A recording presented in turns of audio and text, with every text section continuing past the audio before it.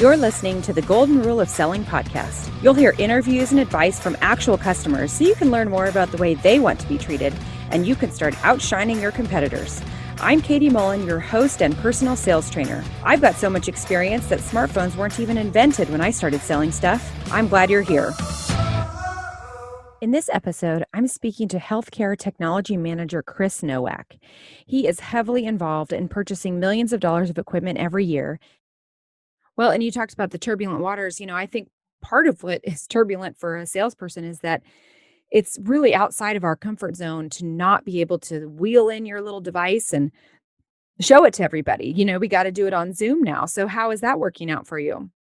And that's a great question. Just, the other day I had a call with a Zoom. We were using Teams, actually, Microsoft Teams. And I'm making that statement. You use Zoom, but all of these platforms have very good technical aspects to them. A former company that you're familiar with put together this Teams call, and in fact, it was a vital signs monitor, Katie Mullen. I like those. And we did the whole thing by through Microsoft Teams video. We all had our cameras on. We could all see each other. The product, the person doing the presentation of the product had the computer focused on the product. We could see what buttons were being pushed. I also managed to schedule an IT person because it's a network connected device. The biomedical device integration team, who's in charge of the biomedical device integration team. So the call was phenomenal because at one point the end users were saying, "Yeah, but Chris, we're being told that this is not Cerner certified because we are a Cerner EMR house," and it was great that the OEM that was showing the device dispelled that myth and rumor and provided information on the Zoom or in the team meetings call right there that the IT biomedical device integrator could see and say, "Oh yeah, that's fantastic." So we got through all of that. We discussed the technical aspects of the connectivity. So the team meeting in Microsoft Teams call was fantastic. And that's, don't be afraid of the technology. Now, let me make another point with regard to know the technology that you're going to use. If your company is signed up with Microsoft Teams, make sure you know Microsoft Teams and how to use it. If you're signed up with Zoom, make sure you know it. There's other platforms also. Just make sure, play with it. Call at night, schedule a call with a friend of yours or something like that, and play around with the controls. Know how to use the video, know how to use the audio. Because if you get into a situation where you are doing a call like that and you run into technical problems, you're going to lose your audience. And first impressions, especially if it's kind of the first call, first impressions can be lasting ones. Right. Well, and it sounds like that one was a fabulous call. I'm sure you've sat through some though that weren't so fabulous. What are some of your kind of pet peeves with those calls, whichever platform they're on, whether it be Zoom or Teams or whatever? I touched on it a little bit, and it's not knowing the technology that you're using. So if you're asked to hand off the screen, so let's say that you as the sales professional, you have a subject matter expert, maybe it's a clinical person, and you want to hand off the screen to that person. Know how to hand off the screen to that person. Don't sit there for 5 minutes trying to figure it out while we're all staring at our screen. And unfortunately, I have if that starts happening, my attention, I'm doing 15 things anyway. My mind's racing a million miles a minute as I handle a very large health system and the needs for that health system. If you're going to give me 5 minutes for my mind to start wandering, getting me re-engaged can be difficult sometimes. So you want to make sure that you try to make that experience run as flawlessly as you can. Right. Practice, practice, practice. I think that's Yep. very important. So I think that's my biggest pet peeve, Katie. Yeah, that makes sense. Well, let's say that and you've talked a lot about your preferences and everything, but let's say your niece or your nephew is getting into medical sales and they said, Uncle Chris, I need you to tell me what to do. I know you deal with these people every day. What kind of advice would you give? Yeah, great question. I have a nephew that went to work for a large multinational company, graduated from Stony Brook University, and a little bit of time with a non-medical related company, and then was able to jump on with a very large medical company and is tremendously successful today. And what I told him was to know your customer, establish that relationship with your customer one way or another. Use your life experiences as an entry into that. Again, know your customer. He deals mostly with surgeons in the OR. A lot of them are typically sports fans. Uh, and he uses that to his advantage because he did play football in college, D1 football. So he uses that to his advantage. Smart. Yeah, if if you're married to a nurse or you're married to a physician, use those life experiences in the discussion with those customers or potential customers. I fly an airplane. If I find out that the doctor, and the cardiologist that I'm talking to who wants to buy a new interventional cath lab is a pilot. I have I use the experience just recently. I have an ER physician out in Texas, and he's a pilot. And here I am as the director of clinical engineering or biomedical engineering, we call it healthcare technology management today. I found out that that physician, and I had to interact with him on some EMR stuff, some Cerner connectivity stuff. And I utilized that, my experience in aviation with that physician. It went flawless. The situation that we had to resolve was flawless with regard to, he listened to me, what I had to say, because of that mutual respect and that relationship through the aviation connection. So I think if if you have some kind of a craft, if you do crafting, I think you look for ways to exploit those things in your life, those experiences in your life, and share those with your customers. It endears them. It weaves that web, and really helps in the sales process. Yeah, I think that's so smart. And, I think as I listen to you describe that, a lot of the customer research that I've done was a lot about people saying, I just want my sales rep to be friendly. I want them to be friendly and nice and genuine. And I think that's To really be describes real. exactly what you're saying. Yeah, to be real. Right. Exactly. Because you know what? One of my pet peeves, as we go talk about things that we spoke about before, one of my pet peeves is, if the salesperson is only in it for themselves, you know what? I usually figure that out fairly early on. And you know what? I don't have a lot of respect for that. Right. Absolutely. Because that You're, doesn't help you. And that's what no, sales is all about, is helping the customer so that you can get the sale. it's got to be a win-win. And Yep. what we didn't discuss this whole time, Katie, is price. Mm, Nothing infuriates me more than a salesperson who tries to sell on price. And you may think, "Oh my gosh, Chris, you're crazy," But there are some of my peers, and I absolutely admit to that. There's some of my peers that all they care about is price.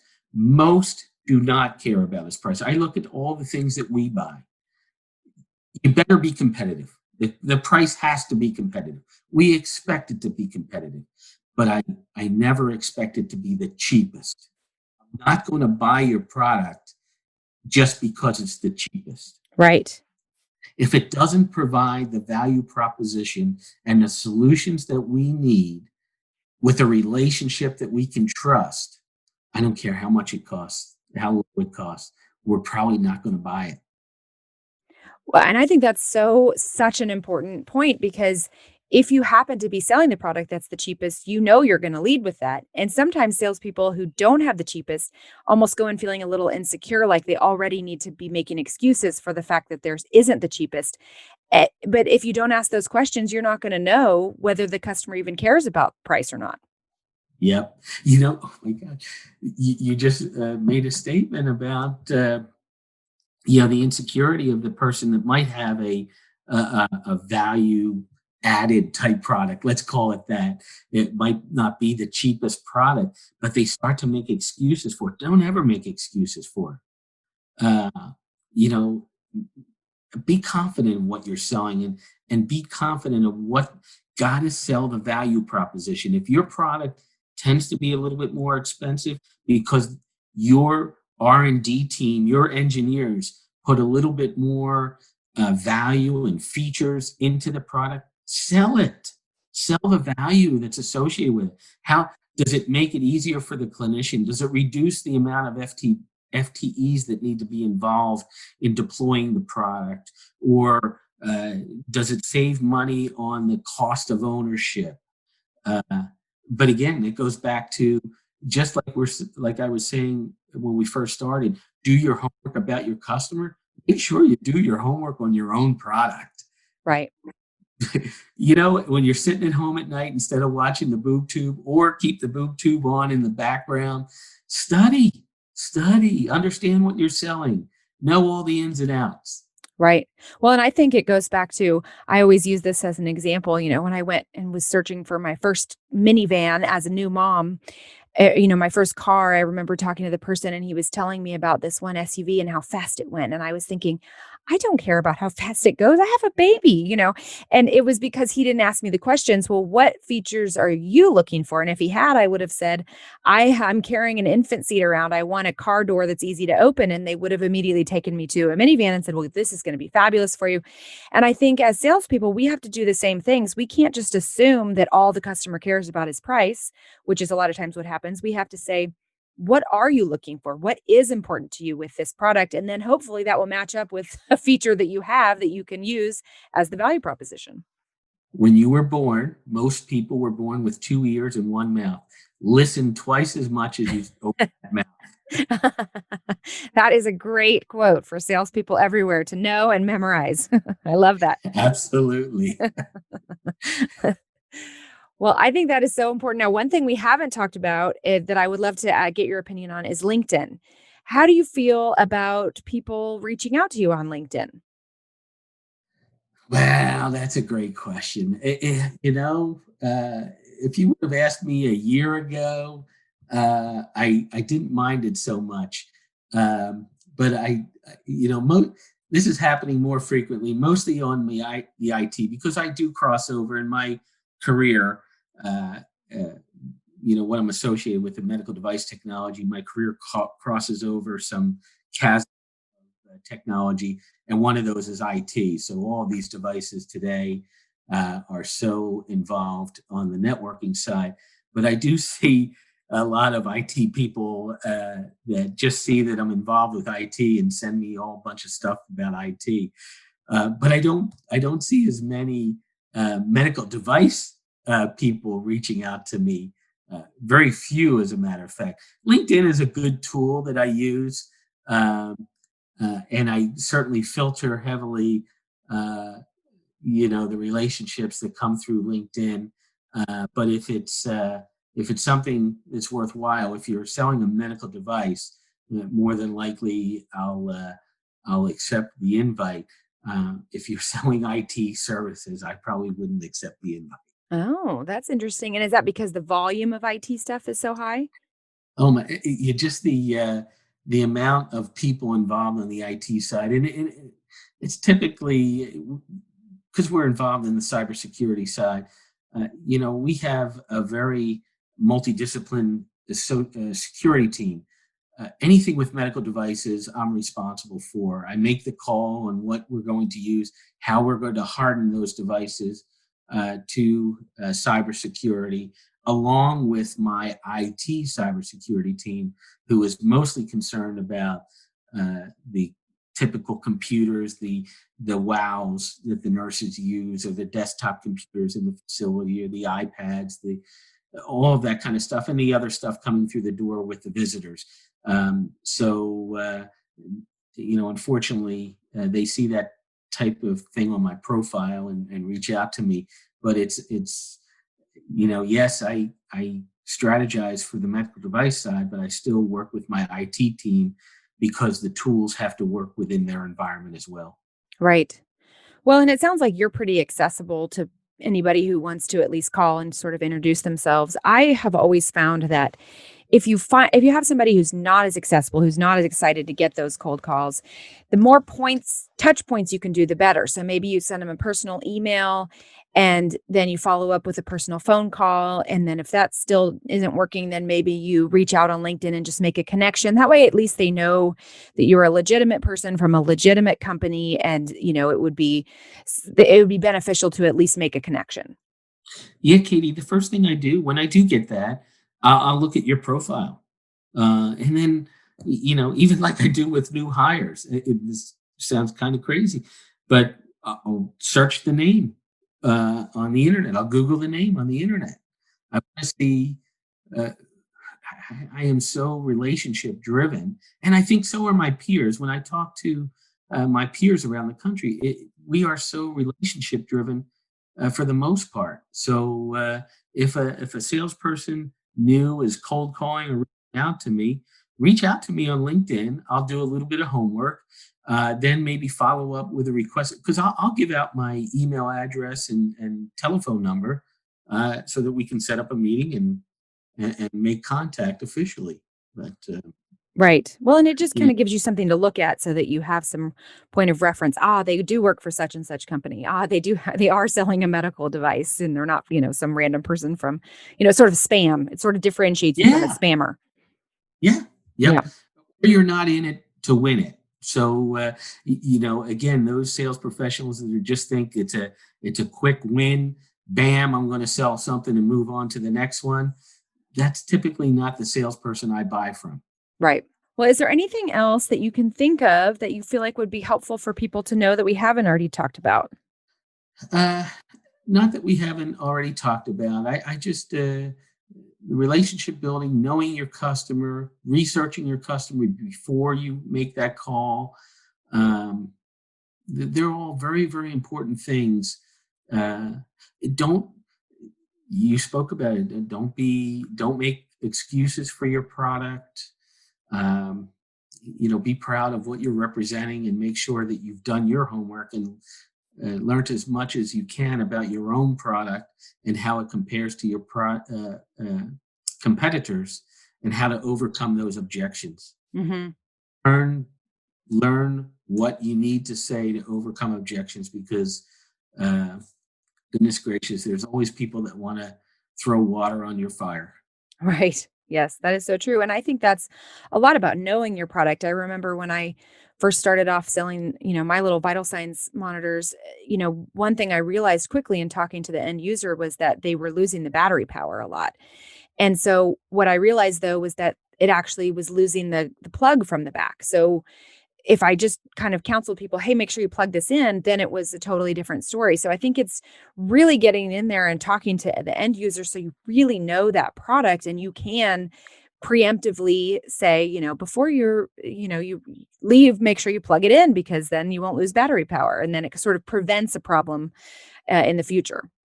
Yep. And remember, the selling begins when the customer says no.